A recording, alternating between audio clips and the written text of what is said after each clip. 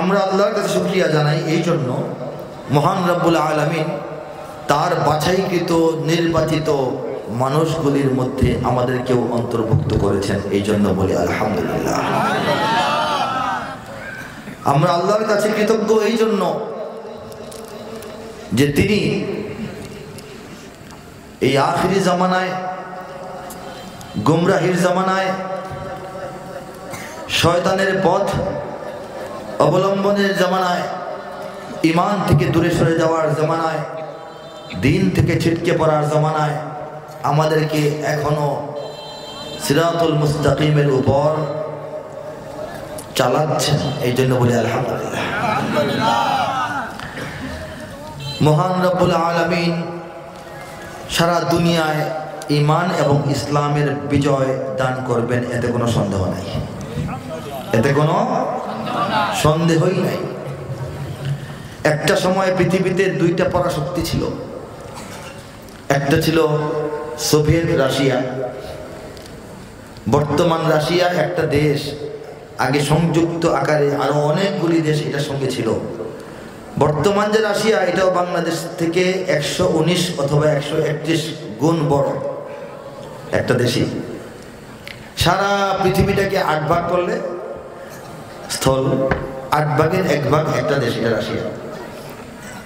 Russia ছিল super power. আরেকটা super power ছিল আমেরিকা। এটাই 80-র দশকের কথা।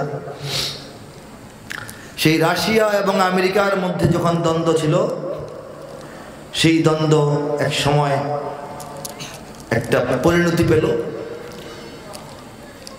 89 সালে রাশিয়া টুকরো টুকরো হয়ে ভেঙে গেল, আমেরিকা একক শক্তিধর রাষ্ট্র হয়ে গেল।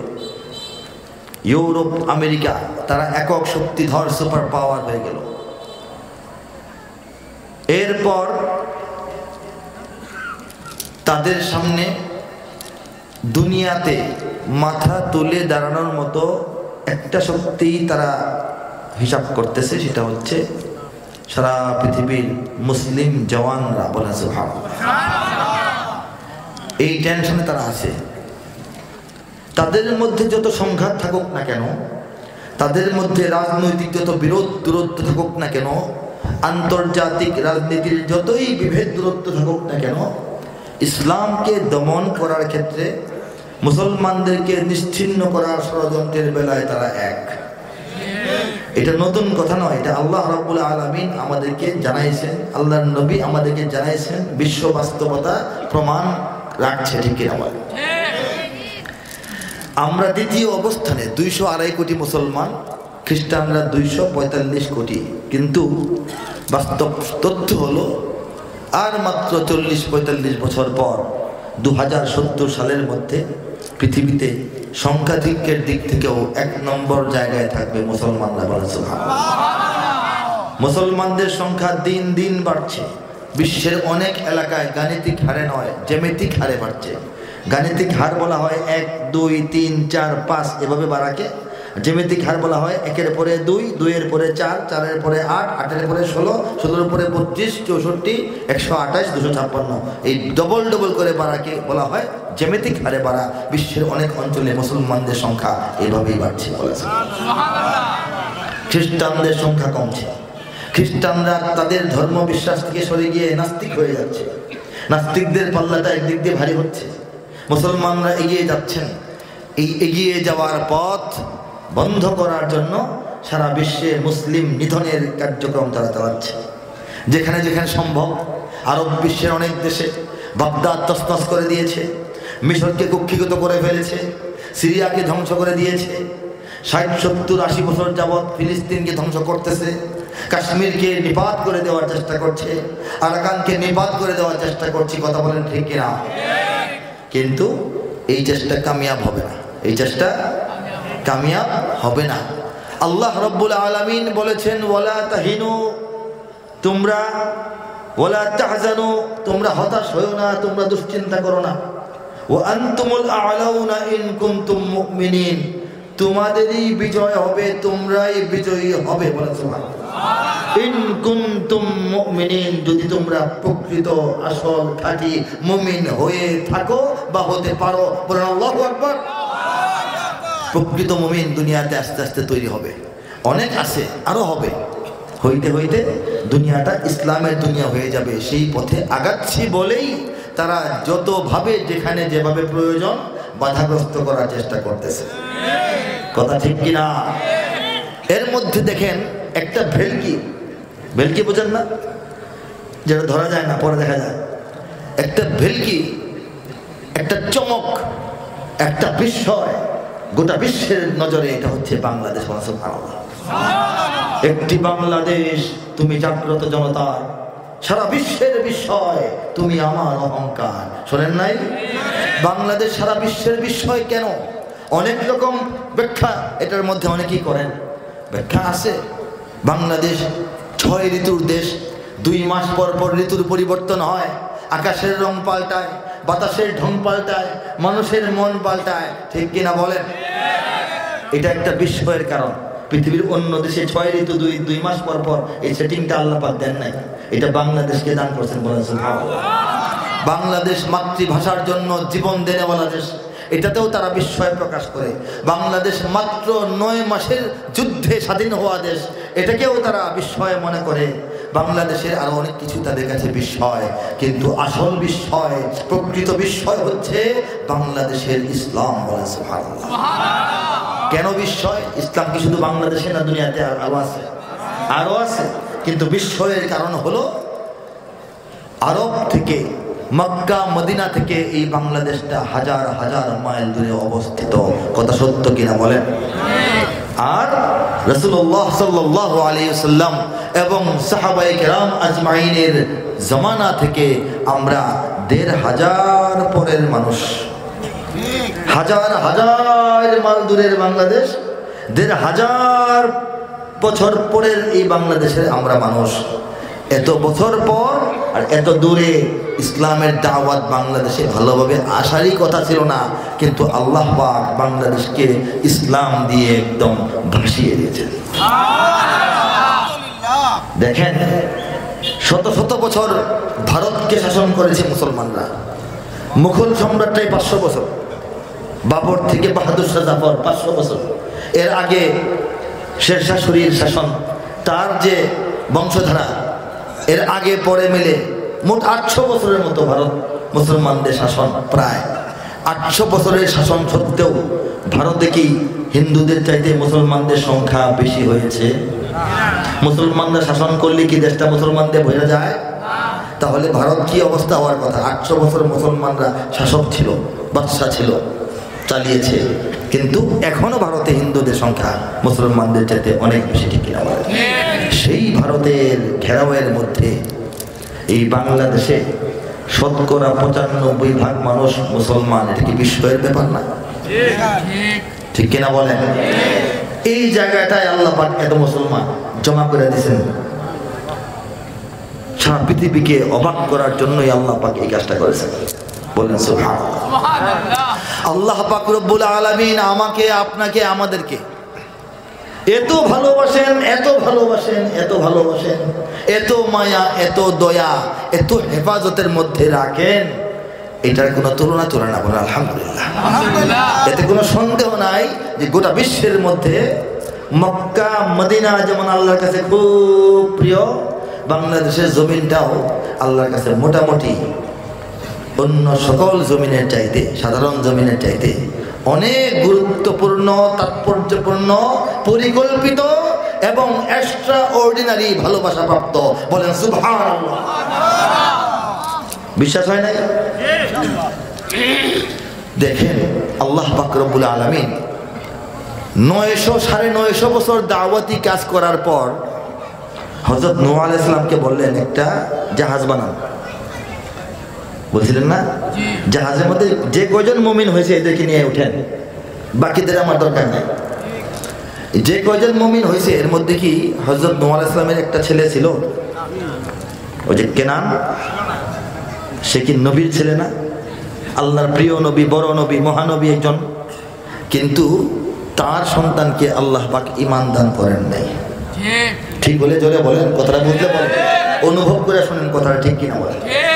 নূহ আলাইহিস সালামের মতন নবীর সন্তানকে আল্লাহ পাক ঈমান থেকে বঞ্চিত করেছেন।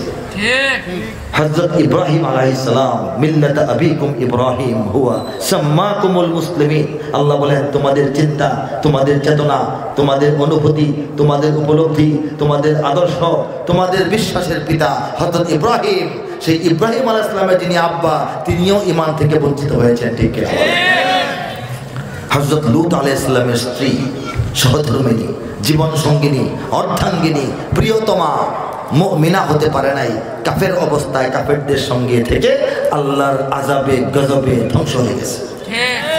নবীর ওয়াইফ হইলে মুমিনা হবে কনফার্ম? সবাই কি বিবি খাদিজার মতো ভাগ্য?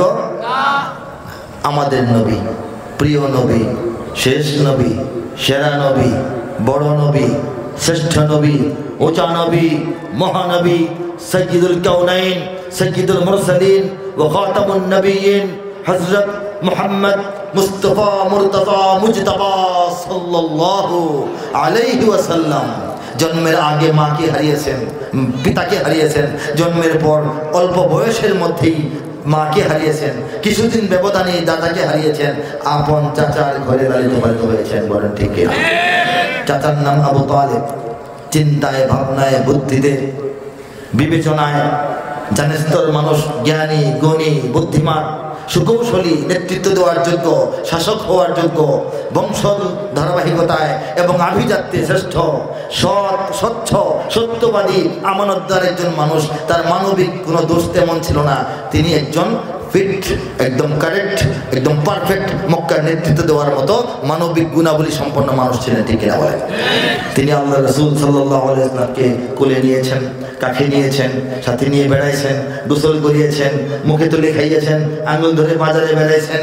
কিশোর বয়সে রাসূলুল্লাহ সাল্লাল্লাহু আলাইহি ওয়াসাল্লামকে নিয়ে ইন্টারন্যাশনাল ব্যবসায়িক সফর সঙ্গী করে সিরিয়া পর্যন্ত নেওয়ার চেষ্টা করেছেন। ঠিক কিনা বলেন? যুবক বয়সে আল্লাহর নবী সাল্লাল্লাহু আলাইহি ওয়াসাল্লামকে তিনি বিবি খাদিজার সঙ্গে বিয়ে করেছেন, চমৎকার খুতবা দিয়েছেন। তিনি আজীবন কাফেরদের অত্যাচার, নির্যাতন এবং নিপীড়ন এবং সব ধরনের অপকৌশল থেকে আল্লাহর রাসূলকে প্রাণ দিয়ে রক্ষা করেছেন, কিন্তু আল্লাহ পাক তাকে ঈমান নসিব করেন নাই। যে ঈমান নবীদের ঘরের মানুষেরা পায় নাই, সেই ঈমান আল্লাহ রাব্বুল আলামিন বাংলাদেশের 18 থেকে 20 কোটি মানুষের প্রায় সবাইকে দান করে দিয়েছেন। খুশিতে অন্তর ভরে আমরা বলি আলহামদুলিল্লাহ। বিশ্বের বিস্ময় বাংলাদেশের ঈমানের এই জাগরণ, এই জন্য বলি সুবহানাল্লাহ। এটা আমাদের গৌরব এবং সাহসের ব্যাপার, এই জন্য বলি আল্লাহু আকবার। এদেশে আল্লাহু আকবারের সুরে সূর্য ওঠে, এদেশে আল্লাহু আকবারের সুরে সূর্য ডোবে, এদেশে আল্লাহু আকবারের সুরে সূর্য ওঠে, এদেশে আল্লাহু আকবারের সুরে সূর্য ডোবে। এদেশের মাল্লা মাঝি কিষান মজুর সবার ঠোঁটে শোনো রে লা ইলাহা ইল্লাল্লাহর জিকির ওঠে। এদেশের মাল্লা মাঝি কিষান মজুর সবার ঠোঁটে শোনো রে লা ইলাহা ইল্লাল্লাহর জিকির ওঠে। ঈমানের তপ্ত আগুন জ্বলছে সবার বুকে বুকে, ঈমানের তপ্ত আগুন জ্বলছে সবার বুকে বুকে। সেই আগুন দেশ হতে দেশ দেশান্তরেও জ্বালতে হবে। এদেশে আল্লাহু আকবারের সুরে সূর্য ওঠে, এদেশে আল্লাহু আকবারের সুরে সূর্য ডোবে। এদেশে প্রতিদিন সূর্য উদিত হয় ফজরের আযানের ধ্বনিতে। ঠিক কিনা বলেন? প্রতিদিন বাংলার জমিনে সূর্য অস্তমিত যায় মাগরিবের আযানের ধ্বনিতে। ঠিক কিনা বলেন? এদেশের মানুষেরা ভোরবেলা ঘুম থেকে উঠে, পুরুষেরা, নারীরা, বৃদ্ধরা, অসুস্থ মানুষরা পর্যন্ত কনকনে শীতের ঠান্ডা পানি দিয়ে ওযু করে, নামাজ পড়ে, সিজদা করে, রুকু করে, তাসবিহ পড়ে, তাহলিল পড়ে এবং এদেশের গ্রামে গঞ্জে, শহরে, নগরে, বন্দরে, অলিতে গলিতে লক্ষ লক্ষ শিশু প্রতিদিন ভোরবেলা পবিত্র কোরআন বুকে চেপে ধরে বক্তব্যের দিকে ছুটে চলে। ঠিক কিনা বলেন? এই দেশে যদি ইসলাম না থাকে আর কেউ আর কোনো কিছু থাকার অধিকার রাখে না। এদেশের পথে ঘাটে, এদেশের বাজার হাটে,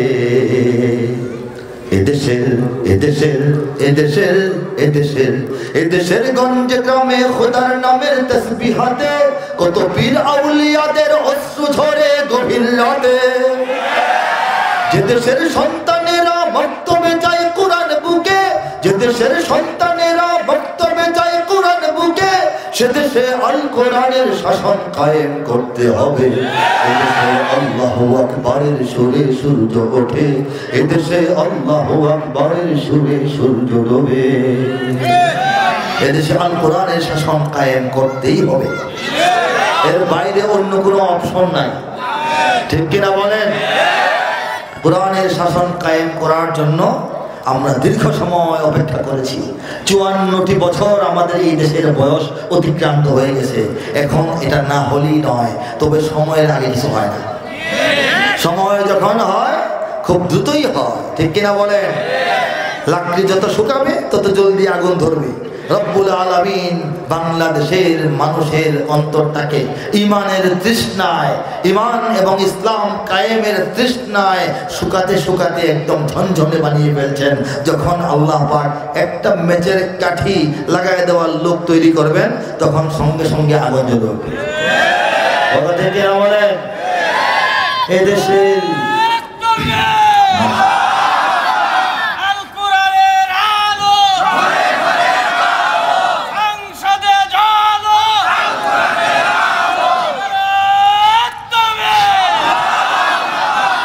এদেশের জলে স্থলে, এদেশের ফুল ফসলে, এদেশের এদেশের এদেশের এদেশের এদেশের সবুজ মাটি, সবুজ ঘাসে, সবুজ বনে, মদিনার সবুজ মিনার ঝলসে ওঠে দুই নয়নে। এদেশের শিকড় তো নয় দিল্লিতে বা ওয়াশিংটনে, এদেশের শিকড় তো নয় দিল্লিতে বা ওয়াশিংটনে, এদেশের শিকড় জানি ছড়িয়ে আছে দূর আরবে। এদেশে আল্লাহু আকবারের সুরে সূর্য ওঠে, এদেশে আল্লাহু আকবারের সুরে সূর্য ডোবে। এদেশে আল্লাহু আকবারের সুরে সূর্য ওঠে, এদেশে আল্লাহু আকবারের সুরে সূর্য ডোবে। এদেশের শিকড় তো নয় দিল্লিতে বা ওয়াশিংটনে, আজকের লেখা নয়, 2-4-5 বছর আগের লেখা নয়, 10-15 বছর আগের লেখা নয়, 25 বছর আগে এই নতুন শতাব্দীর উষা লগ্নে 2000 সালের শুরুতেই রব্বুল আলামিন তার এই অধম বান্দা কবির হাতে এই কথাটা লেগেছিলেন।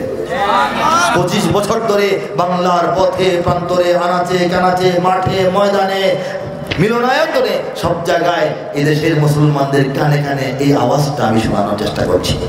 এদেশের শিকড় তো নয় দিল্লিতে বা ওয়াশিংটনে, এদেশের শিকড় যে দিল্লিতে নয়, এই কথাটি, এই সত্যটি দিল্লিকে আমরা মোটামুটি ভালো করে বুঝিয়ে দিতে সক্ষম হয়েছে। দিল্লি পিছু হচ্ছে, সেই পিছু হঠার অনেকের পরে, অনেকের আগে, অনেকের জন্মের আগে। রাষ্ট্রবিজ্ঞানের মাস্টার্স করেছি, পলিটিক্যাল সায়েন্স, যে জন্যে বাংলাদেশের নিজস্ব রাজনীতি, উপমহাদেশের রাজনীতি, ভারতবর্ষের রাজনীতি, দক্ষিণ পূর্ব এশিয়ার রাজনীতি, গোটা দক্ষিণ এশিয়ার রাজনীতি এবং গোটা বিশ্বের রাজনীতি হিসাব নিকাশ বুঝে শুনে তারপর কথা বলার চেষ্টা করি। মাইক পাইলে কথা বলি এমনিতে, এটা না, ব্যাপারটা এরকম না। এদেশে আল্লাহু আকবারের সুরে সূর্য ওঠে, সঙ্গীতটা লেখা তো 25 বছর আগে। এখানে কি এদেশে শিকড় তো নয় দিল্লিতে বা ওয়াশিংটনে আল্লাহ লেখার নেই? তো দিল্লি আর ওয়াশিংটনের খেলা এতদিন দেখেন নাই? দিল্লির দূরে সরে যাওয়া, ওয়াশিংটনের পরপরই কাছে আসার চেষ্টা দেখেন নাই? এই কথাটা তো 25 বছর আগে লিখেছিলাম নাকি? কে লিখেছে? আমাদের সতর্ক থাকতে হবে।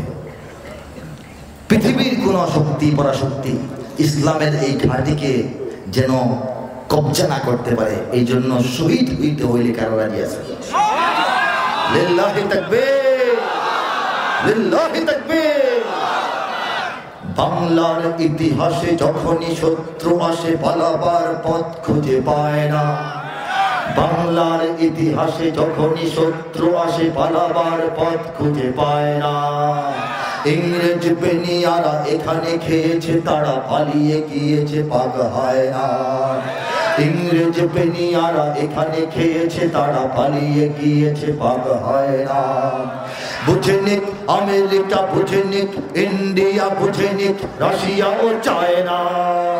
বুঝে নিক আমেরিকা, বুঝে নিক ইন্ডিয়া, বুঝে নিক রাশিয়া ও চায়না। মুমিনের এই মাটি ইমানের এই ঘাটি কিছুতেই কেড়ে নেওয়া যায় না। মুমিনের এই মাটি ইমানের এই ঘাটি কিছুতেই কেড়ে নেওয়া যায় না, যায় না, না, না। মুমিনের এই মাটি ইমানের এই ঘাটি কিছুতেই কেড়ে নেওয়া যায় না। সাহাবায়ে কেরামের আগমনে এই দেশ হাজার বছর আগে ধন্য।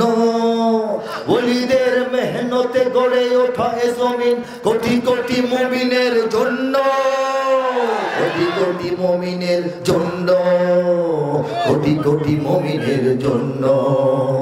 এ মাটির ভাজে ভাজে শহীদের খুন আছে, এ জমিন কখনো শুকায় না। এ মাটির ভাজে ভাজে শহীদের খুন আছে, এ জমিন কখনো শুকায় না, এ জমিন কখনো শুকায় না। মুমিনের এই মাটি ইমানের এই ঘাটি কিছুতেই কেড়ে নেওয়া যায় না, যায় না, না, না। মুমিনের এই মাটি ইমানের এই ঘাটি কিছুতেই কেড়ে নেওয়া যায় না, যাবে। এখানে লক্ষ প্রাণ আকাশে দেয় আজান, জমিনে লুটায় কোটি কোটি শির। এখানে হাওয়ার আগে হাজারো কণ্ঠে জাগে দিকে দিকে নারায়ে তাকবীর, দিকে দিকে নারায়ে তাকবীর। বাংলাদেশে একদিক দিয়ে শুরু হইলে সারা দেশে চলতে থাকে নারায়ে তাকবীর। বাইতুল মোকাররমের সিঁড়িতে আওয়াজটা উঠলে সারা বাংলাদেশে পথে প্রান্তরে হাটে বাজারে মানুষজন নেমে যায় নারায়ে তাকবীর, আল্লাহু আকবার। কথা ঠিক কিনা বলেন? এখানে গ্রাম শহরে কি হয় বলবো? প্রস্তুত ঘরে ঘরে, কারা প্রস্তুত বলবো? এখানে গ্রাম শহরে প্রস্তুত ঘরে ঘরে, আল্লাহর সেনারা ঘুমায় না। এখানে গ্রাম শহরে প্রস্তুত ঘরে ঘরে, আল্লাহর সেনারা ঘুমায় না, আল্লাহর সেনারা ঘুমায় না। মুমিনের এই মাটি ইমানের এই ঘাটি কিছুতেই কেড়ে নেওয়া যায় না, যায় না, না, না। মুমিনের এই মাটি ইমানের এই ঘাটি কিছুতেই কেড়ে নেওয়া যায় না। বুঝে নিক আমেরিকা, বুঝে নিক ইন্ডিয়া, বুঝে নিক রাশিয়া ও চায়না। মুমিনের এই মাটি ইমানের এই ঘাটি কিছুতেই কেড়ে নেওয়া যায় না।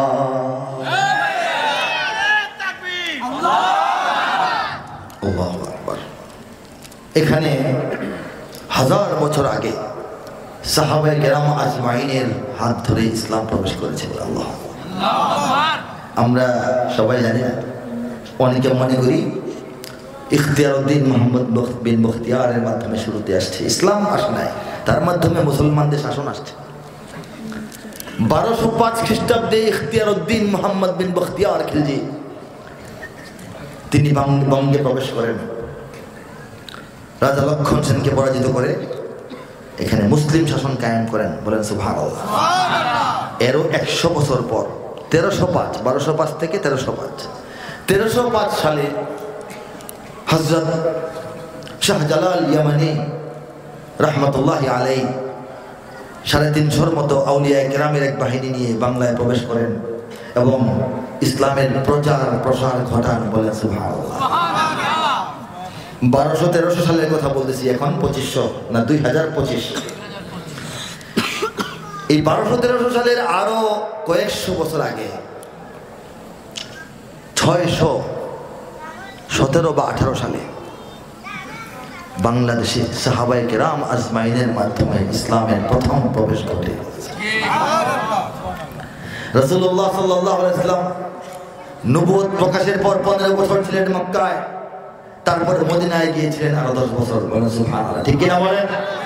এই 15 বছরের 1, 2, 3 প্রথম 3 বছরে মাত্র 40 জন মানুষ ইসলাম গ্রহণ করেছিলেন, গোপনে গোপনে কারাকারি করতে করতে। চতুর্থ পঞ্চম বছরে অত্যাচার নির্যাতন নিপীড়নের খড়গ নেমে আসে, সাহাবায়ে কেরাম আজমাইন নিপীড়িত হন। হযরত বিলাল, হযরত খাব্বাব, হযরত খুবাইব, হযরত আম্মার হযরত সুমাইয়া রাদিয়াল্লাহু তাআলা আনহা, তাদের কাহিনী আপনারা সবাই জানেন, ঠিক কিনা বলেন? সেদিকে যাচ্ছি না। নবুয়তের পঞ্চম হিজরিতে, পঞ্চম হিজরি না, পঞ্চম বর্ষে, হিজরি শুরু হয়েছে পরে, নবুয়ত প্রকাশের পঞ্চম বছরে রাসূলুল্লাহ সাল্লাল্লাহু আলাইহি সাল্লাম সাহাবায়ে কেরামকে বললেন, অনেক কষ্ট, অনেক দুঃখ, অনেক বেদনা, অনেক লাঞ্ছনা তোমাদেরকে ঘিরে রেখেছে। আল্লাহর অনুমতি পেয়েছি, আমিও তোমাদেরকে নির্দেশনা দিচ্ছি, যাদের পক্ষে সম্ভব যদি পারো মক্কা ছেড়ে তোমরা এই আরব সাগরটা কোনো রকম পার হয়ে আবিসিনিয়া নামক দেশে হিজরত করে চলে যাও। সেখানে একজন খ্রিস্টান বাদশাহ আছে, যে খ্রিস্টান বাদশাহ প্রকৃত অর্থে আসল খ্রিস্টান, সে হযরত ঈসা আলাইহিস সালামের প্রকৃত অনুসারী এবং আসল অবিকৃত যে ইনজিল শরীফ সেটার অনুসারী। সে তোমাদের পরিচয় পেলে তোমাদেরকে আদরে সোহাগে যত্নে রাখবে, এটা আমার বিশ্বাস। তোমরা সেখানে চলে যেতে পারো। তখন মজলুম সাহাবীদের একটা বড় দল, 102 জনের মতো নারী পুরুষ শিশু মিলে তারা সফর করে নৌপথে তারা আবিসিনিয়ায় চলে যান। সেই আবিসিনিয়ার বর্তমান নাম ইথিওপিয়া। এটা হচ্ছে হাবশা অঞ্চল, যে অঞ্চল থেকে হযরত বিলাল হাবশি মক্কায় এসেছিলেন। সেখানে সাহাবায়ে কেরাম যান নবীজি নবুয়ত প্রকাশ পাওয়ার 5 নম্বর বছরে, 5 নম্বর বছরে। এই যে যারা গিয়েছিলেন এই সাহাবীরা সবাই সেখানে আরামায়েশে দিন কাটান নাই। তারা ভেবেছেন মক্কার ভাইয়েরা কষ্টে আছে, আমাদের নবীজিও কষ্টে আছেন, নবীজির পরামর্শে আমরা ঈমান পেয়ে ঈমান নিয়ে মক্কা থেকে বের হয়ে একটা স্বাধীন এলাকায় এসেছি, কেন বসে সময় কাটাবো, সারা দুনিয়ায় ছড়িয়ে যাবো। সুবহানাল্লাহ। এই চিন্তা, এই নিয়ত যারা করেছেন তাদের মধ্যে হযরত সাদ ইবনে আবি ওয়াক্কাস রাদিয়াল্লাহু তাআলা আনহুর আব্বা হযরত আবু ওয়াক্কাস রাদিয়াল্লাহু আনহু, তার নেতৃত্বে 4 থেকে 8 জন সাহাবীর একটা কাফেলা, তারা সেই আবিসিনিয়া থেকে এই লোহিত সাগর, আরব সাগর, ভারত সাগর এগুলি পার হয়ে চট্টগ্রাম দিয়ে বাংলাদেশের জমিনে প্রবেশ করেছে এবং বাংলাদেশের চট্টগ্রাম থেকে খুলনা পর্যন্ত সমুদ্রের কিনার ধরে ধরে, উপকূল ধরে ধরে তারা এখানে দাওয়াতি কাজ করেছেন, নৌকা ঠিক করেছেন, ব্যবসায়িক কাজ করেছেন। টানা 1.5 বছর পর্যন্ত লম্বা সময় থেকেছেন। একবার না, এসেছেন বারবার, কারণ তারা বাংলাদেশ হয়ে তারপর মালয়েশিয়া, ইন্দোনেশিয়া, একদম চীন পর্যন্ত সফর করতেন। এটা ছিল তাদের বাণিজ্যিক রুট। এটা ইসলামের আগেও এই রুটটা ছিল, আরবরা এই পথে বাণিজ্য করতেন। কবের ঘটনা? যখন নবী সাল্লাল্লাহু আলাইহি সাল্লাম মক্কায়, সুবহানাল্লাহ, নবী সাল্লাল্লাহু আলাইহি সাল্লাম ইসলামের জন্য 3 বছর কারাবরণ করেছিলেন। নবীজির আপন চাচা আবু তালিব সহ নিজের জ্ঞাতি গোষ্ঠী যারা ঈমান আনে নাই কিন্তু নবীজিকে ভাতিজা হিসাবে, ভাই হিসাবে, নিজেদের সন্তান হিসেবে ভালোবেসে নবীজির পক্ষ নিয়ে কারাগারে ছিল। সেই কারা নির্যাতনের কাহিনী 3 বছর শিয়াবে আবু তালিব। সেখান থেকে মুক্তির পরেই হযরত আবু তালিবের ইন্তিকাল হয়ে গেল। নবীজি অসহায় বোধ করলেন, বাইরে থেকে যিনি পাহারা দিয়ে রাখতেন, কাফেরদের অত্যাচার থেকে বাঁচানোর চেষ্টা করতেন, সেই চাচা দুনিয়া থেকে বিদায়। কয়েকটা দিন পরেই নবীজির ঘরের যে সাহারা হযরত খাদিজাতুল কুবরা রাদিয়াল্লাহু তাআলা আনহা আম্মা জান, তার ইন্তিকাল হয়ে গেল। নবীজি বাইরেও অসহায় বোধ করলেন, ভিতর থেকেও অসহায় বোধ করলেন। এই অসহায়ত্ব কাটানোর জন্য এবং মক্কার মানুষ থেকে নিরাশ হয়ে নবী সাল্লাল্লাহু আলাইহি ওয়াসাল্লাম তায়েফ গেলেন সেই আশায় যে আমার দুধমা সেখানে ছিলেন, আমি ছোটবেলায় সেখানে দুধ খেতে গেছিলাম, আমাকে চেনে, এলাকার ছেলেপেলেরা আমাকে চিনত, তারা তো এখন বড় হয়েছে, তারা সেখানে মাতবর হয়েছে। আমি গেলে তায়েফের কিছু লোকজন হয়তো মনে তাদের স্মৃতিতে আসতে পারে যে মুহাম্মদ থাকতো এই এলাকায়, দুধ খাইতো আমিনার, সেই মুহাম্মদ আসছেন, তাকে আমরা আশ্রয় দিই, তার কথা আমরা শুনি, মানি, এরকম লোক পাওয়া যাইতেও পারে। এই আশায় নবীজি গেলেন। নবীজি সেখানে হতাশ হলেন, নিরাশ হলেন।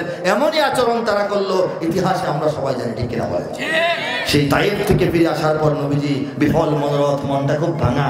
এই ভাঙা মনের নবীকে আল্লাহ রাব্বুল আলামিন আরো বেশি ভালোবেসে, আরো বেশি সম্মান করে, আরো বেশি উজ্জীবিত করার জন্য মেরাজে নিয়ে গেলেন।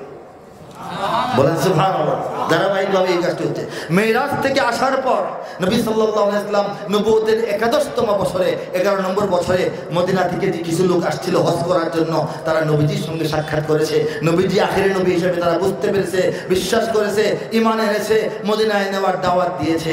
প্রতি বছর হজ হয়, তারা আসে নবীজির সঙ্গে, নবীজিকে মদিনায় নেওয়ার সিস্টেম ব্যবস্থা কিভাবে হবে সে সলাহ পরামর্শ করে। এটাকে বলা হয় আকাবায়ে উলা, আকাবায়ে সানি। এই ঘটনাগুলি যখন ঘটতেছে, মদিনাবাসী মক্কায় আসে, নবীজির সঙ্গে আস্তে আস্তে দেখা করে, নবীজিকে মদিনায় নেওয়ার সলাহ পরামর্শ করে। এই ঘটনাগুলি যখন ঘটতেছে, তখন ইসলাম বাংলাদেশে হাঁটতেছে। বলেন সুবহানাল্লাহ। নবীজি তখন মক্কায় আর ইসলাম এই সুদূর বাংলায়। আল্লাহু আকবার। তখনও মদিনাবাসী নবীকে পায় নাই, তখনও মদিনার পাদদেশে তোলাল বাদ্দু আলাইনা সঙ্গীতটি গাওয়া হয় নাই, তখনও মসজিদে কুবা নির্মাণ করা হয় নাই, তখনও মসজিদে নববীর জায়গায় ঠিক করা হয় নাই। তখনই বাংলাদেশে ইসলাম চলে এসছে, ইসলামের বীজ রোপিত হয়ে গেছে। এই ইসলামকে মিটিয়ে দেওয়ার মতো, পিছনে ফেলার মতো, পরাজিত করার মতো, অচল সাব্যস্ত করার মতো কোনো অপশক্তি বাংলার জমিনে শিকড় গাড়ার আগেই বাংলাদেশের ২০ কোটি মুসলমান শাহাদাত বরণ করার জন্য তৈরি আছে কিনা বলে।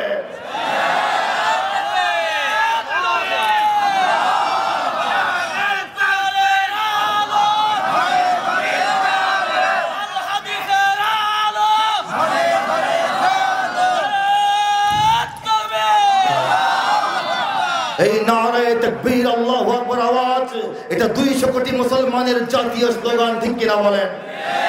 এই স্লোগান উঠেছিল বদরের ময়দানে, ঠিক কিনা বলেন। উহুদের ময়দানে উঠেছিল কিনা বলেন। খন্দকে উঠেছিল কিনা বলেন। ইয়ারমুকের প্রান্তরে উঠেছিল কিনা বলেন। সেই ধারাবাহিকভাবে প্রাপ্ত সেই ঐতিহ্যের আমাদের যে নজরানা আমরা পেয়েছি, এই নারে তাকবীর আল্লাহু আকবার স্লোগানটাকে বিগত একটা লম্বা সময় এই দেশে অচল করে দেওয়ার চেষ্টা হয়েছিল। চেষ্টা চলেছিল এই স্লোগানকে নির্দিষ্ট মার্কার স্লোগান বানানোর, মানুষকে বোঝানোর যেটা অমুক মার্কার স্লোগান। চেষ্টা হয়েছিল না, অমুক দলের স্লোগান, জঙ্গিদের স্লোগান, এটা অমুক রাজনৈতিক দল, অমুক ইসলামী দলের স্লোগান। বাস্তবিকতা তারা চক্রান্ত করেছিল। তারা বুঝে, ভালো করে জানে, ইউরোপ আমেরিকা জানে, পাশের দিল্লি জানে যে বাংলাদেশের মানুষের কাছে তেমন কিছু নাই, কামানও বেশি নাই, বিমানও বেশি নাই, অস্ত্রপাতি নাই, গোলা বারুদ নাই, ভালো কিছু নাই, 1 ঘন্টায় দখল করা যায়। তারা মনে করে একটা সমস্যা, তাদের কাছে নারে তাকবীর আছে। কথা ঠিক কিনা? এই নারে তাকবীরকে, এটা বুড়া মানুষের স্লোগান, অতীতে মানুষ দিত, বর্তমান ছেলেরা আর দিবে না। এই প্ল্যানটা তারা করেছিল। নতুন প্রজন্ম নারায়ে তাকবীর আল্লাহু আকবার আওয়াজটা চিনবে না, এটার চর্চা হবে না, এটা বুলন্দ হবে না, এটাকে ভুলে যাবে, এটা দিতে লজ্জা পাবে, এটাকে নির্দিষ্ট কোনো শ্রেণীর স্লোগান মনে করবে, করানোর চেষ্টা তারা করেছিল। কিন্তু আল্লাহ বলেন ওয়া মাকারু ওয়া মাকারাল্লাহ ওয়াল্লাহু খায়রুল মাকিরিন। আল্লাহ বলেন আমার দুশমনরা, আমার নবীর দুশমনরা, আমার শরীয়তের দুশমনরা, আমার দ্বীনের দুশমনরা চক্রান্ত ষড়যন্ত্র করেছে, আর আমি আল্লাহ আমার পরিকল্পনা ঠিক করে রেখেছি। আল্লাহু খায়রুল মাকিরিন, আর আল্লাহই সর্বশ্রেষ্ঠ পরিকল্পনাবিদ, কৌশলী। বলে সুবহানাল্লাহ। আল্লাহর কৌশল ছিল ভিন্ন, যে না তোমরা যা ভাবছো, তোমরা যা চাইছো সেটা হবে না, বরং শুধু মাহফিলে নয়, শুধু মেম্বারে নয়, শুধু আলেম ওলামাদের মিছিলে নয়, এই স্লোগান এক সময় বাংলাদেশের ফুটবল ক্রিকেট খেলার মাঠে উঠবে।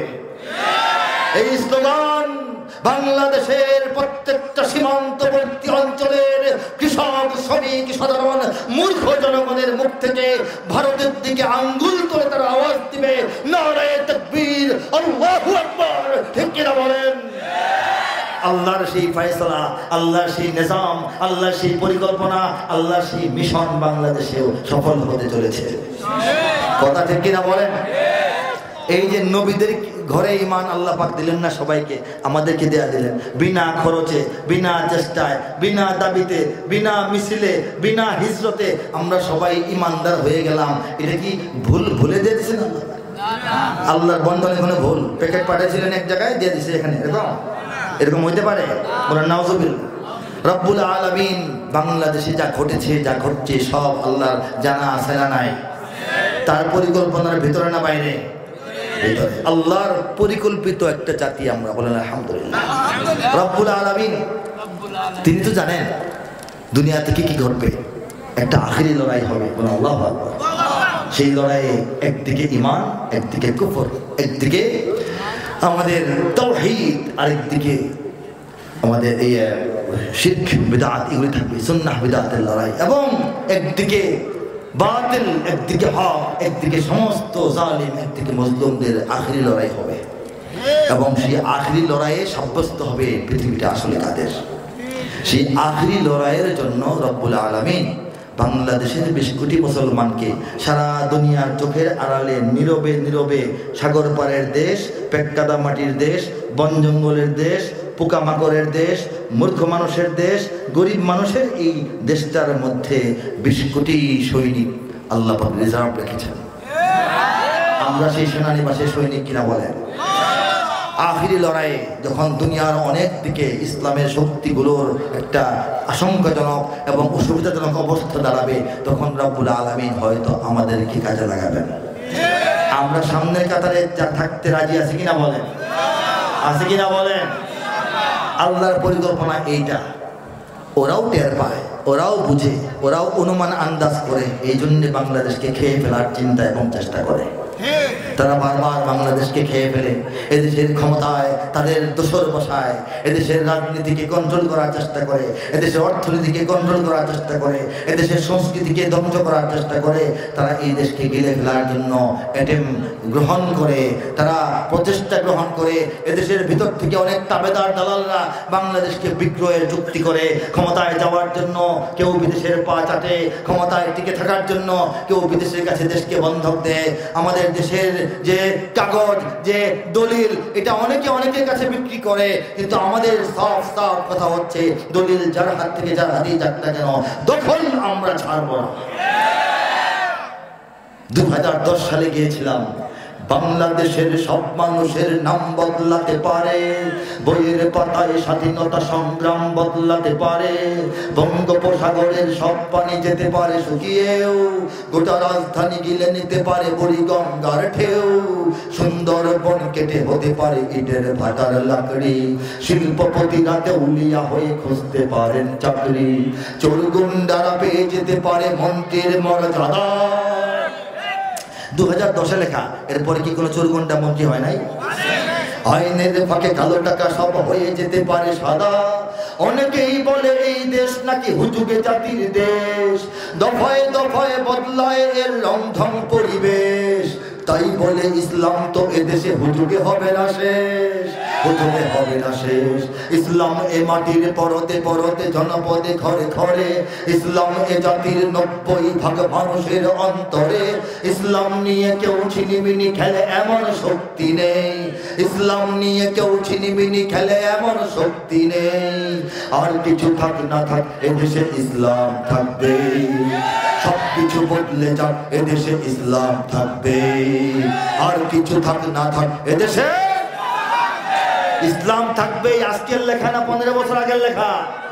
যা যাই পরতে পরতে লাইনে লাইনে, আমি সবটা গাই নাই, আল্লাহ পাক সব ঘটায় দেখাইছেন। আগে ঘটিয়ে তারপর লেখান নাই, আগে লিখিয়ে তারপর ঘটাইছেন। দেখেন, একটা সরকার ছিল এখন নাই, ইসলাম আছে না নাই? একটা ব্যক্তি ছিল এখন নাই, ইসলাম আছে না নাই? কেন্দ্রীয় কারাগার ঢাকা চক বাজারে ছিল, এখন নাই, ইসলাম আছে না নাই? গণভবন আগে খুব জিন্দা ছিল, এখন নাই, ইসলাম আছে না নাই? সংবিধানের অনেক কিছু আগে ছিল, এখন নাই, ইসলাম আছে না নাই? ইসলাম থাকবেই। ইসলাম থাকার জন্য, ইসলামকে রাখার জন্য আল্লাহ পাক এখানকার অঞ্চলটাকে তৈরি করেছেন। 20 কোটি মানুষকে এখানে ইসলাম দিয়ে অন্তরের ভিতর ঢুকিয়ে দিয়ে মুমিন হিসেবে তৈরি করেছেন। এরপরটা জমিন দিয়ে দিয়েছেন, এখানে ইসলাম কায়েম করো। অন্যথায় যে দেশের চতুর্দিকে কোনো মুসলিম দেশের সীমানা নাই, সেই দেশে টিকে থাকার কথা না, সেই দেশে এত মুসলমান হওয়ার কথা না। ভারত ডিঙিয়ে বাংলার গর্ভ মুসলমান দিয়ে ভরে যাওয়ার কথা না। স্টকটা তো কম হয় নাই। এদেশের জন্মের পর থেকে আজ পর্যন্ত 54 বছর ধরে শত শত এনজিও, হাজার হাজার প্রকাশ্য গোপন এনজিও ইসলামকে বিলীন করে দেওয়ার চেষ্টা এদেশে করেছে। ঠিক কিনা? আওয়াজ দিয়ে বলেন। শত শত কবি, সাহিত্যিক, লেখক, সাংবাদিক, অধ্যাপক পর্যায়ের মানুষ, বড় বড় ইনস্টিটিউশনের প্রধান পর্যায়ের মানুষ, তারা নাস্তিকতার বেড়াজালে বাংলাদেশে ইসলামকে ধূলিসাৎ করার চেষ্টা করেছে। ঠিক কিনা বলেন? শত শত মিডিয়া, তারা তাদের সংবাদে, তাদের প্রতিবেদনে, তাদের অনুষ্ঠানে, তাদের দর্শতে, তাদের বিজ্ঞাপনে, তাদের নাটকে, তাদের সিনেমায় ইসলামকে খাটো করার, ছোট করার চেষ্টা করেছে। ঠিক কিনা বলেন? এদেশের নাস্তিকরা তাদের ছড়ায়, তাদের গল্পে, তাদের প্রবন্ধে, তাদের নিবন্ধে, তাদের গ্রন্থে, তাদের গ্রন্থমেলায়, তাদের আলোচনায় সব জায়গায় ইসলামকে লজ্জিত এবং পরাজিত শক্তি হিসেবে দেখানোর চেষ্টা করেছে, ঠিক কিনা বলে? ট্রিলিয়ন ট্রিলিয়ন ডলার পাউন্ড খরচ করা হয়েছে বাংলাদেশকে ইসলাম মুক্ত বানানোর জন্য। এখন দুঃখের কথা হইল, আপনাকে যদি কেউ পান খাইতে দেয়, পান খান না অনেকে, পানের মধ্যে জর্দা, সুপারি, খয়ের, চুন ইত্যাদি দেওয়া হয় না? আপনি তো এটা খুলে জর্দা বাড়াতে পারেন, কমাতে পারেন, চেঞ্জ করতে পারেন, কাঁচা সুপারি চেঞ্জ করে শুকনা সুপারি খাইতে পারেন, চুন খাই না ফেলে দিতে পারেন, অর্থাৎ কাস্টমাইজ করা যায়, ঠিক কিনা বলেন? কিন্তু আপনাকে কেউ যদি চিনি পানি লেবুর রস গুলে এক গ্লাস শরবত দেয়, তখন আপনি চিনি খান না বা লেবু পছন্দ করেন না, এটিকে আলাদা করতে পারবেন? সম্ভব? মিলে তো গেছে। আল্লাহ পাক ইসলাম এবং বাংলাদেশকে এভাবে মিলাই ফেলছেন। এত ঘন ঘন সেলাই দিচ্ছেন, কাঁথা সেলাই না, ঘন ঘন সেলাই। ঢাকা শহরে প্রত্যেকটা মহল্লায় ঢুকে ওই মাথাটা বের হওয়ার মধ্যে 4-5টা মসজিদ, বলেন সুবহানাল্লাহ। প্রত্যেকটা মহল্লায় 4-5টা মসজিদ গড়ে ঢাকা থেকে বের হওয়া পর্যন্ত। ঢাকায় যারা যান বা গিয়েছেন, ঢাকার যে যাত্রাবাড়ি থেকে সাইনবোর্ড এলাকা আছে একটা নারায়ণগঞ্জ, সাইনবোর্ড থেকে যাত্রাবাড়ি পর্যন্ত 1600 মাদ্রাসা। কল্পনা করা যায়, মনে হয় 16টা মাদ্রাসা হবে, 1600 মাদ্রাসা। ছোট মাদ্রাসা, বড় মাদ্রাসা, বাচ্চাদের মাদ্রাসা, হাফিজিয়া মাদ্রাসা, নুরানি মাদ্রাসা, মহিলা মাদ্রাসা, কাফিয়া পর্যন্ত, হেদায়া পর্যন্ত, জালালাইন পর্যন্ত, দাওরা পর্যন্ত 1600 মাদ্রাসা। এই হিসাবটা আমাদের করার কথা মনে ছিল না, আমাদের ইচ্ছাও ছিল না, এই হিসাব আমাদের দুশ্মনরা করে দিয়েছে। আল্লাহ পাক এত ঘন ঘন সেলাই করছেন এই জমিনটাকে, মসজিদ দিয়া, মাদ্রাসা দিয়া। এটাকে অন্যদিকে নেওয়ার আর কোনো সম্ভাবনাই নেই, ঠিক কিনা বলে? এদেশের ইসলামকে কে রক্ষা করবেন? আল্লাহই করবেন। সেই রক্ষার কাজে কিছু ভলান্টিয়ার, কিছু শ্রমিক আল্লাহ ব্যবহার করবেন। সেই শ্রমিকদের তালিকায় নাম লেখায় থাকতে পারলে আমাদের কপাল ভালো, না থাকতে পারলে আমাদের কপাল খারাপ। ইসলামের কোনো সমস্যা নাই, কথা ঠিক কিনা? আল্লাহ পাক আমাদেরকে রক্ষা করবেন। আরেকটা কথা মনে রাখতে হবে খুব স্পষ্টভাবে, এই দেশকে রক্ষার কথা কবিতায়, সঙ্গীতে, বক্তৃতায় এত বেশি অনেকে বলেন। আমি তো বিশেষভাবে বলি। কেন বলি? কারণ সারা পৃথিবীর 200 কোটি মুসলমানের 10 ভাগের 1 ভাগ 10%, 20 কোটি মুসলমান এই দেশে থাকেন। চতুর্দিকে মুসলিম দেশের সীমান্ত নাই। এই সীমান্ত রক্ষা করা, এই জমিনকে রক্ষা করা আমাদের ইমানের দায়িত্ব। ইঞ্চি ইঞ্চি মাটি সোনার চাইতে খাঁটি নগদ রক্ত দিয়ে কেনা, শত্রু বাহানাদার একটি গণাও তার কেড়ে নিতে কেউ পারবে না। রঙের তুলিতে আকাশ সবুজের ছায়া ঢাকা সুজলা সুফলা পরিপাটি, লক্ষ শহীদ গাজী রেখেছে জীবন বাজি, করেছে স্বাধীন এই মাটি। বাংলাদেশ আমার, বাংলাদেশ তোমার, বাংলাদেশ সবার প্রাণ। ধন্য ধন্য আমি সবার চাইতে দামি বাংলা মাটির সন্তান। বাংলাদেশ আমার, বাংলাদেশ তোমার, বাংলাদেশ খোদার দান। সোনার জন্মভূমি তোমার জন্যে আমি জীবন দিয়েছি কোরবান। জীবনটা কোরবান করতে রাজি আছেন না? জীবনের মায়া করে লাভ নাই।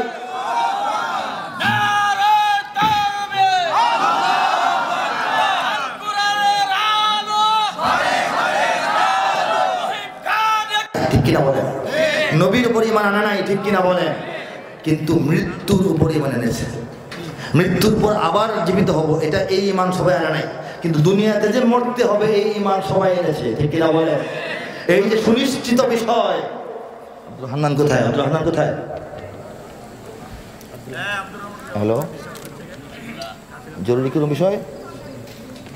আচ্ছা, হ্যাঁ, আমি ভেবেছি ঢাকার ফোন, কোনো সমস্যা কিনা। যাই হোক, কি বলছিলাম? মৃত্যুর চাইতে সুনিশ্চিত কোনো বিষয় কি আছে মানুষের জীবনে? সেই সুনিশ্চিত মৃত্যুটা আপনার কখন হবে এটা কি আপনি নিশ্চিত? কখন হবে, কিভাবে হবে, কার, এটা অনিশ্চিত। হবেই, কার, কখন, কবে, কিভাবে, এটা ততটাই অনিশ্চিত, ঠিক কিনা বলে? একদম সুনিশ্চিত বিষয় যখন অনিশ্চিত হয়, এটা হয় ডেঞ্জারাস, ভয়াবহ। আপনার ঘরে সাপ ঢুকেছে, আপনি সুনিশ্চিত। কেউ খবর দেয় নাই, নিজের চোখে দেখেছেন সাপ ঢুকেছে, কিন্তু সেই সাপ ঘর থেকে বের হয়ে যেতে আপনি দেখেন নাই, অর্থাৎ ভেতরে আছে। কোথায় আছে বলতে পারেন না, বালিশের নিচে না কৌটার ভিতরে না সিলিং এর উপরে না কোন জায়গা থেকে যে বের হবে এটা আপনি বলতে পারছেন না। এই অবস্থায় আরামে নাক ডেকে মশারিটা নিয়ে ঘুমাবেন কে বলেন? অথবা মেহমান বিয়ে সাহেব জির জামাই মেয়ের জামাই দাওয়াত দিয়ে ঘরে বসায় খাওয়াইবেন পোলাও টোলাও, কে আছেন বলেন? এখানে কিছু আয়োজন করবেন? আমরা মরবো সুনিশ্চিত, কবে মরবো জানি না, তাহলে আমাদের জীবনটা কি এরকম হওয়ার কথা না? সাপের ঘরে যেমন অবস্থা, মৃত্যু নিশ্চিত, কবে মরবো ঠিক নাই, তাহলে কি টেনশন থাকার কথা না আমাদের? কাজেই জীবনের মায়া এত বেশি রাখা যাবে না। জীবন যদি দিতে হয় আল্লাহকে সেই জীবন হাদিয়া দিলে উত্তম, ঠিক কিনা? যেন ফেরেশতারা দল বেঁধে এসে বলে, ইয়া আইয়াতুহান নাফসুল মুতমাইন্নাহ ইরজিই ইলা রাব্বিকি রাদিয়াতাম মারদিয়া ফাদখুলি ফি ইবাদি ওয়াদখুলি জান্নাতি। হে প্রশান্ত হৃদয়, প্রশান্ত আত্মা, ফিরে চলেন আপনার প্রভুর কাছে। আপনার প্রভু আপনার উপর খুশি, আপনিও প্রভুর উপরে খুশি, বলেন সুবহানাল্লাহ। আল্লাহ বলবেন আমার নেক বান্দাদের মিছিলের মধ্যে ঢুকে যাও, মিছিল করতে করতে জান্নাতে ঢুকে যাও। এই আহ্বান জানিয়ে আমাদেরকে নিয়ে যাওয়া হবে। এটা আমরা কারা কারা চাই বলেন? যদি চাই তাহলে আল্লাহর দেওয়া এই হাদিয়া জমিন রক্ষা করতে হবে, এবং আমাদের লক্ষ্য উদ্দেশ্য হবে জীবন দিয়ে হলো এই জমিনে কালিমাতুশ শাহাদার পতাকাকে নিরঙ্কুশভাবে উড়ানো, ঠিক কিনা বলেন? চারিদিকে দুশ্মন আছে নাকি নাই? চারিদিকে দুশ্মন, ভেঙো না মন, সাহস জমিয়ে রাখো বুকে, ঈমান জিন্দা করে জিহাদের হুঙ্কারে পরাজিত করো শত্রুকে। চারিদিকে গাদ্দার ভিনদেশী তাবেদার, সজাগ দৃষ্টি রাখো সবে, সকল মির্জাফর বিদেশি গোলাম চর রুখতে তাদের আজ হবে। বাংলাদেশ আমার বাংলাদেশ তোমার বাংলাদেশ অম্লান, বুকের রক্ত ঢেলে রেখেছি সবাই মিলে মাতৃভাষার সম্মান। বাংলাদেশ আমার বাংলাদেশ তোমার বাংলাদেশ চিরমহান, এ মাটির বুক হতে বাজবে সারা জগতে বিশ্ব মানবতার গান, ঠিক কিনা বলেন?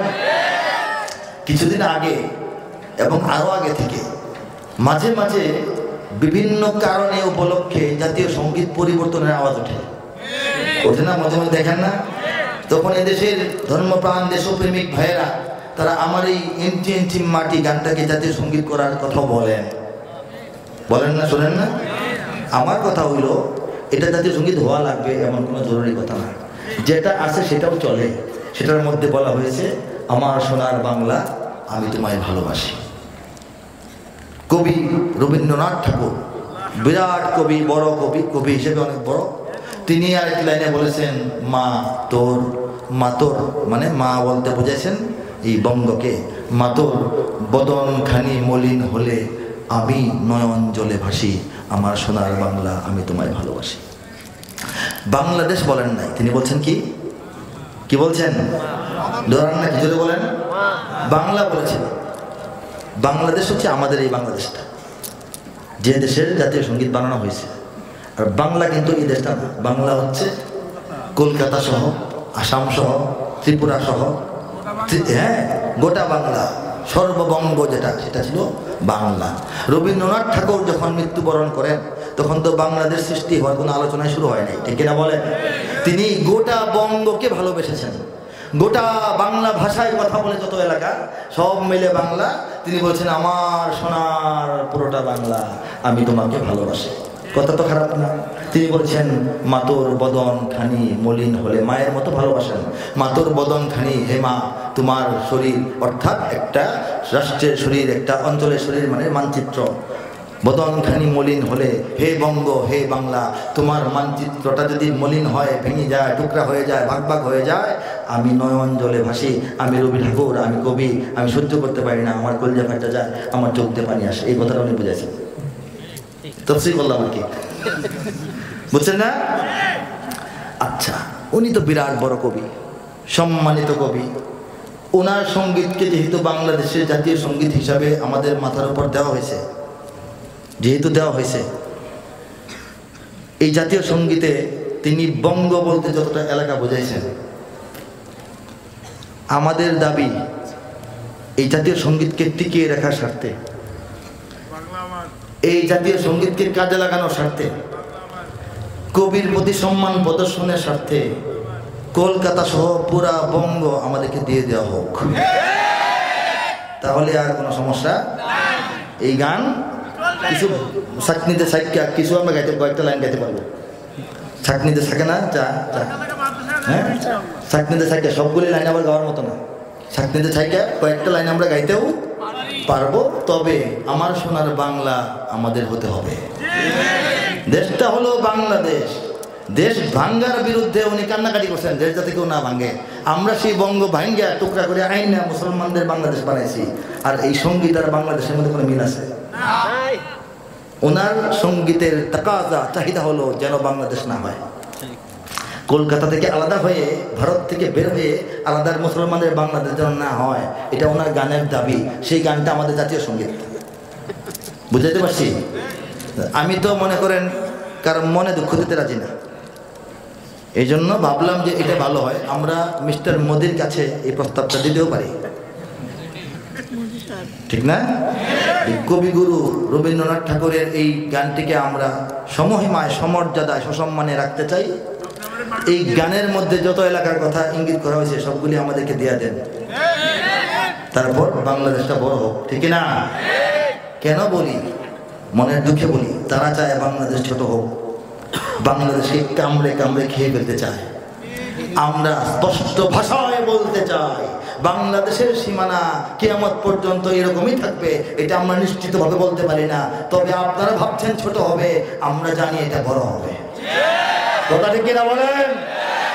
সেই স্বপ্ন যদি বেশি ধাক্কাধাক্কি করা হয়, যদি বেশি চাপ প্রয়োগ করা হয়, যদি সীমান্তে বেশি হানা দেওয়ার চেষ্টা করা হয়, বাংলাদেশ ছোট হবে না, বড় হতে শুরু করবে।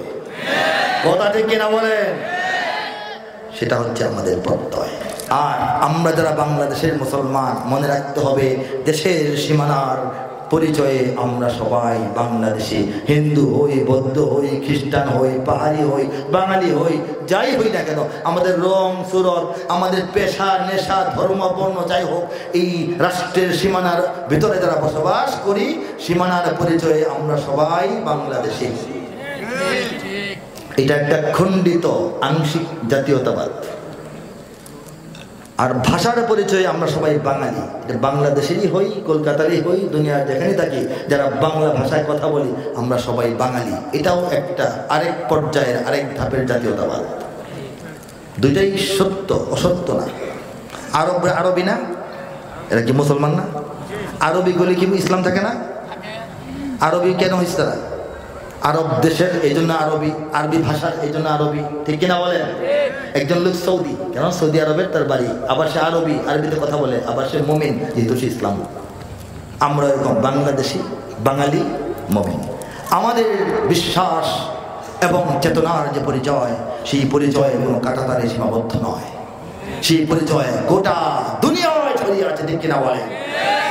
দেশ পরিচয়ে যদিও আমরা বাংলাদেশি সবাই, দেশ পরিচয়ে যদিও আমরা বাংলাদেশি সবাই, মুসলিম বলে আমাদের কোনো সীমানা তো বাধা নাই, মুসলিম বলে আমাদের কোনো সীমানা তো বাধা নাই। চীন ও আরব हमारा, हिंदुस्तान हमारा, मुस्लिम हो हम वतन है सारा जहां हमारा, तौहीद की अमानत है सीनों में हमारे, आसान नहीं मिटाना नामो निशा हमारा। ठिकरा বাধা ভয়হীন মুক্ত স্বাধীন আমরা মুসলমান, যেখানেই আছে একটি মুমিন সেখানে হবে আযান। আল্লাহর দেওয়া ফরমান সে তো আমাদের কুরআন, মুসলিম মোরা মানুষের গড়া মানি না কোনো বিধান। অত্যাচারীর খোলা তলোয়ার, কোনো হুঁশিয়ারি কোনো হুঙ্কার, অত্যাচারীর খোলা তলোয়ার, কোনো হুঁশিয়ারি কোনো হুঙ্কার, রক্ত চক্ষু ফাঁসি ফাঁসির রজ্জু মোরা নাহি ভয় পাই, মোরা নাহি ভয় পাই, মোরা নাহি ভয় পাই। মুসলিম বলে আমাদের কোনো সীমানা তো বাধা নাই, বাতিল से दबने वाले आसमान ही हम सवार कर चुका है, तो इम्तिहान हमारा तौहीद की अमानत है सीनों में हमारे, आसान ही मिटाना नामो निशा हमारा। तौहीদের আমানত, একত্ববাদের পাওয়ার, শক্তি এবং গতি আল্লাহ বাংলাদেশের মুসলমানদের অন্তরে অন্তরে ঢুকিয়ে দিয়েছেন। আমাদের নাম নিশানা নিশ্চিহ্ন করে দেওয়ার কোন রকমের চক্রান্ত কখনোই বাস্তবায়িত হবে না, ঠিক কিনা বলেন? হবে না। দেখেন করোনা আসছেন, করোনা মনে আছে? বিশেষজ্ঞরা বলেছিল, ডাক্তাররা বলেছিল, বিজ্ঞানীরা বলেছিল, সুধী সমাজ বলেছিল বাংলাদেশে লাশের পর লাশ, লাশের পর লাশ, এমন মহামারী আকারে লাশ ছড়িয়ে থাকবে, পচা গন্ধ বের হবে, বলেছিল কিনা? এতই অরক্ষিত দেশ, এতই অনিয়মের দেশ, এতই মানে অসাবধান এক জাতি, এই জাতি শেষ। আমরা কি শেষ হয়ে গেছি? করোনা পৃথিবীতে সবচেয়ে কম অ্যাটাক করেছে আমাদেরকে, বলেন সুবহানাল্লাহ।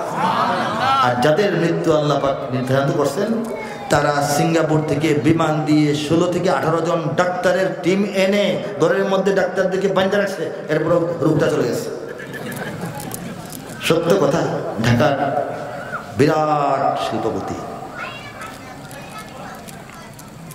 আল্লাহ পাক মাফ করে দেন, মুমিন হিসেবে আল্লাহ পাক মাফ করে দেন, দোয়া করে সবাই। কিন্তু এটা বোঝানোর জন্য, কাউকে ছোট করার জন্য না।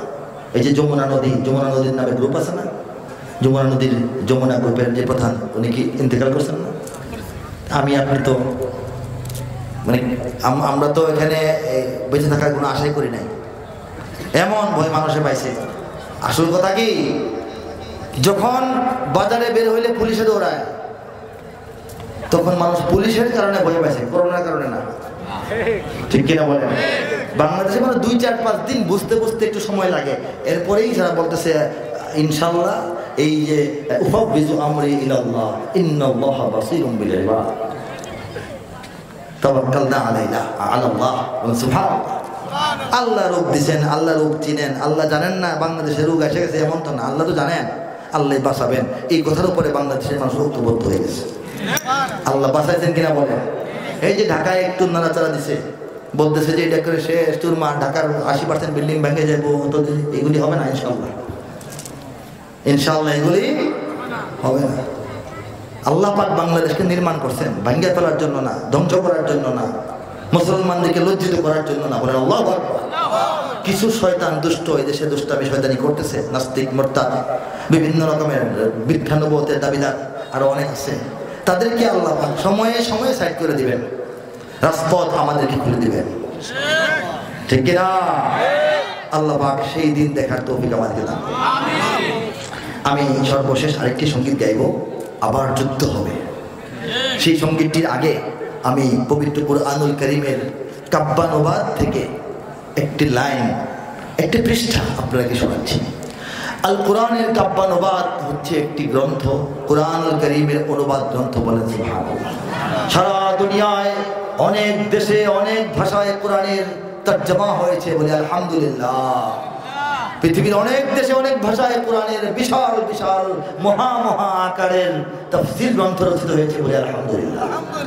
কাব্যানুবাদ এটা ভিন্ন একটা ব্যাপার, এটা হচ্ছে কুরআনুল কারীমের শুরু থেকে শেষ পর্যন্ত, হ্যাঁ, আলহামদুলিল্লাহি রাব্বিল আলামিন থেকে মিনাল জিন্নাতি ওয়ান নাস পর্যন্ত 6000-এর অধিক আয়াত, সমস্তগুলি আয়াতকে কবিতার ডিজাইনে, কবিতার আকারে তর্জমা করা, বলেন সুবহানাল্লাহ।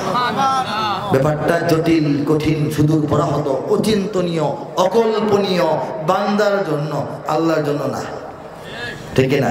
আমাদের অকল্পনীয়, আল্লাহর কাছে কেমন? এটা করা অনেক কঠিন। কেন? এটা করতে হলে ভাষার মান ঠিক রাখতে হবে, সাহিত্যের মান ঠিক রাখতে হবে, এটা করতে গেলে কাব্যের মান ঠিক রাখতে হবে, ছন্দ, অন্তমিল, তাল, লয় ঠিক রাখতে হবে, আরবি ভাষার নিয়ম কানুন, নাহু, সরফ, ফাসাহাত, বালাগাত সামঞ্জস্যপূর্ণ রাখতে হবে। সাধারণ আরবি ভাষা, আল্লাহর কালামের আরবি ভাষা একেবারে বরাবর এক জিনিস নয়। আল্লাহর কালামের গভীরতা, এটার বিস্তৃতি, এটার উচ্চতা, এটার মহিমা, এটার যে সৌন্দর্য, লালিত্য, মাধুর্য, এটাকে রক্ষা করতে হবে। শুরু থেকে শেষ পর্যন্ত ধারাবাহিকভাবে করতে হবে। প্রত্যেকটা আয়াতে স্বতন্ত্র তর্জমা হইতে হবে। ভাব অনুবাদ দিয়ে চালাইলে হবে না, মূল অনুবাদ হইতে হবে। এইগুলি ঠিকঠাক রেখে, মাপজোক রেখে, কামা হাক্কুহু, মোটামুটি গ্রহণযোগ্য মাত্রায় কাব্যিক অনুবাদ করা সহজ কাজ ছিল না। চেষ্টা হয়েছে দুনিয়াতে, তর্জমা সঠিক, কবিতার মানে পিছিয়ে, কবিতা খুব নিখুঁত, তর্জমার মানে পিছিয়ে, এরকম হয়েছে। আংশিক পুরোটার চেষ্টা হয়েছে।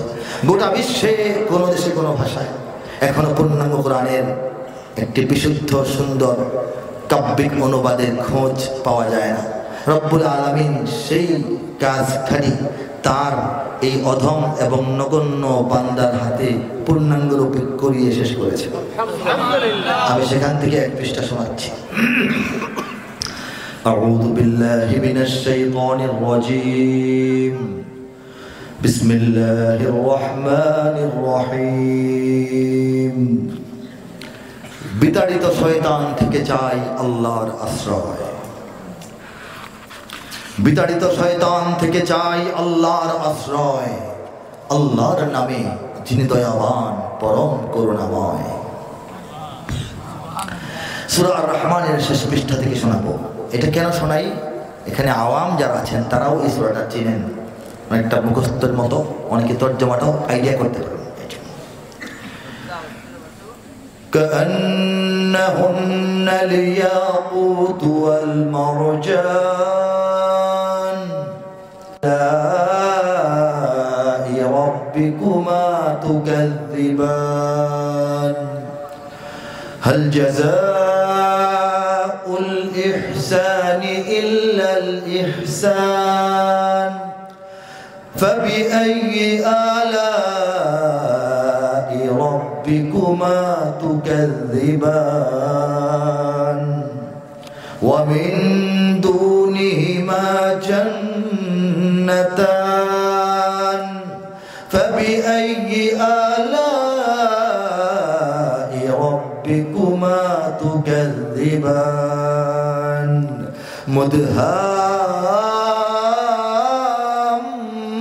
مدهامتان فبأي آلاء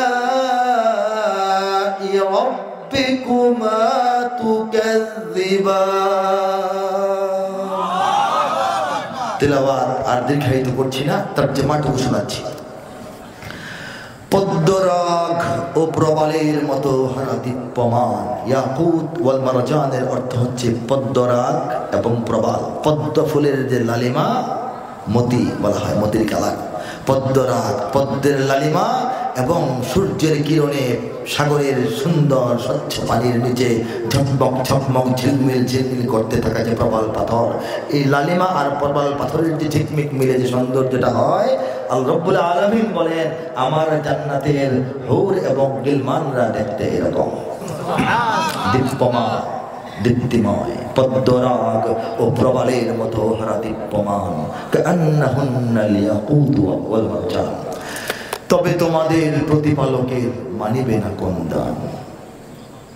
ফা জবর ফা, তবে, তবু, তথাপি, তদুপরি, এত সত্ত্বেও তোমরা তোমাদের রবের, মালিকের, করুণাময়ের কোন নিয়ামতকে অস্বীকার করবে, মানবে না হে মানুষরা।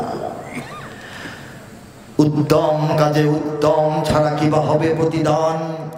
তবে তোমাদের প্রতিপালকের মানিবে না কোন দান। এ দুটি ছাড়াও সেখানে রয়েছে আরো দুটি উদ্যান। তবে তোমাদের প্রতিপালকের মানিবে না কোন দান। উদ্যান দুটি কৃষ্ণাভ ঘন সবুজ দৃশ্যমান। তবে তোমাদের প্রতিপালকের মানিবে না কোন দান। দুটি উদ্যানে রবে চঞ্চলা ঝর্ণা প্রবহমান।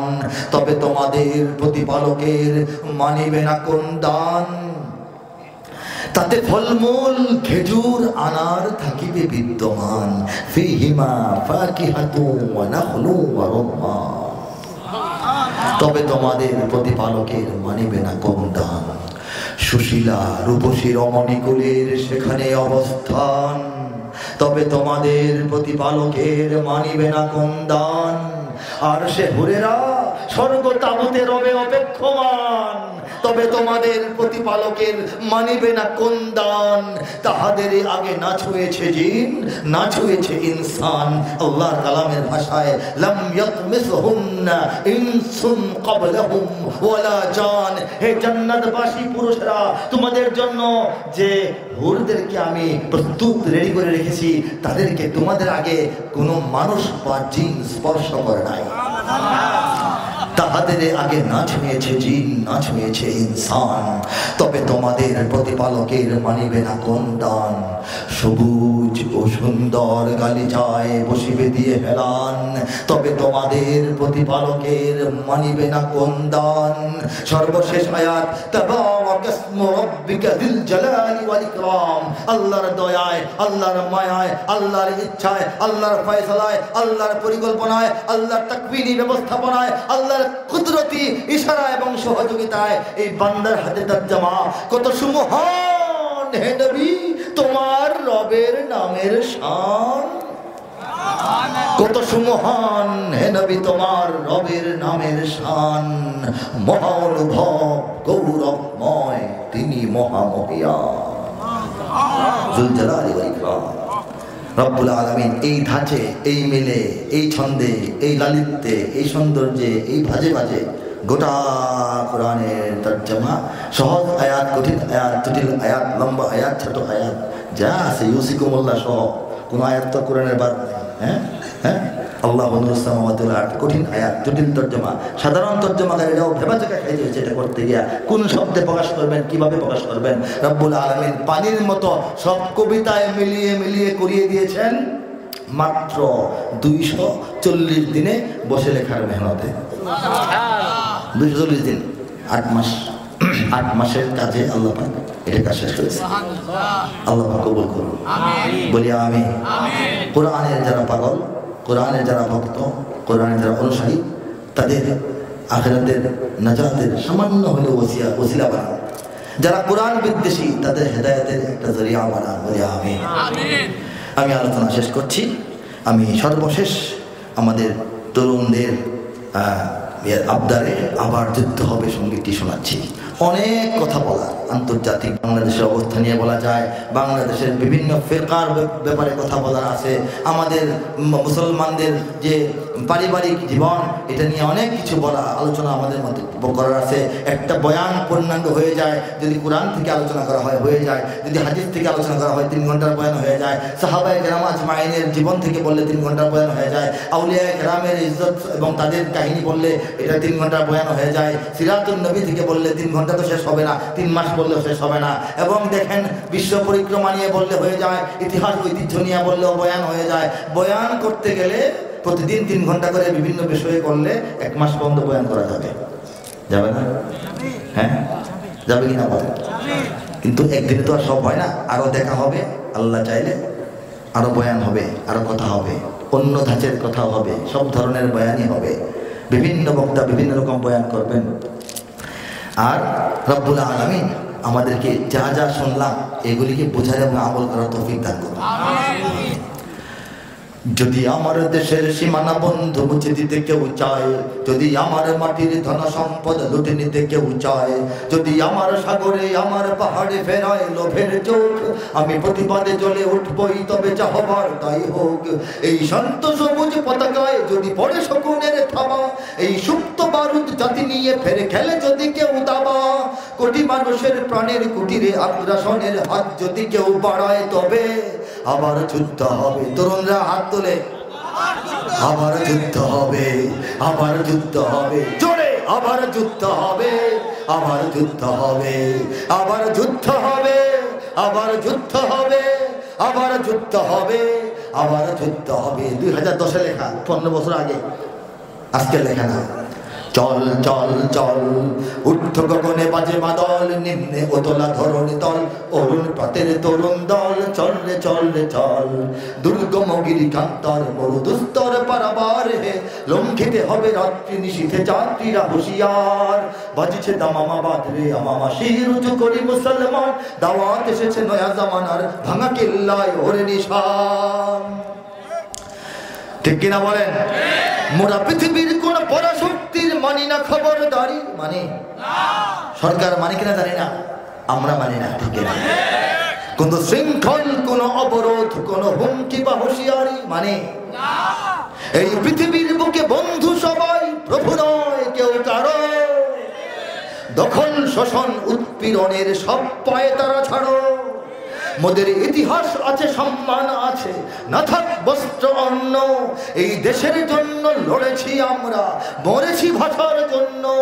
যদি জল স্থল কিংবা অন্তরিক্ষে কেউ আমাদের বাধার শিকল পড়ায়, তবে আবার যুদ্ধ হবে, আবার যুদ্ধ হবে, আবার যুদ্ধ হবে, আবার যুদ্ধ হবে। যদি আমার দেশের সীমানা বন্ধু মুছে দিতে কেউ চায়, চায় না? যদি আমার মাটির ধন সম্পদ লুটে দিতে কেউ চায়, আমার মাটির বিদ্যুৎ, আমার মাটির পাথর, আমার মাটির কয়লা, আমার মাটির তেল, আমার জমিনের যুবকদের চরিত্র, আমার মাটির বনাঞ্চল, আমার মাটির পাহাড়ি অঞ্চল যদি কেড়ে নিতে কেউ চায়, যদি তো বলেছিলাম 2010-এ ইতিমধ্যে, যদির মধ্যে আসে ইতিমধ্যে অনেক কেড়ে নিয়েছে। যদি আমার সাগরে আমার পাহাড়ে ফেরায় লোভের চোখ, যদি বলেছিলাম 15 বছর আগে আমাদের সাগরে পাহাড়ে কি লোভের চোখ ফেরায় নাই? পাহাড়ের খবর পাচ্ছেন না আপনারা? যদি আমার সাগরে আমার পাহাড়ে ফেরায় লোভের চোখ, আমি একা কবি মহিব খান দায়িত্ব নেব না। আমি বলা হয়েছে প্রত্যেকেই তো আমি, নিজেকে দেখান আমি প্রতিবাদে জ্বলে উঠবই, তবে যা হবার তাই হোক। ভয় পাই না, ঠিক কিনা বলেন?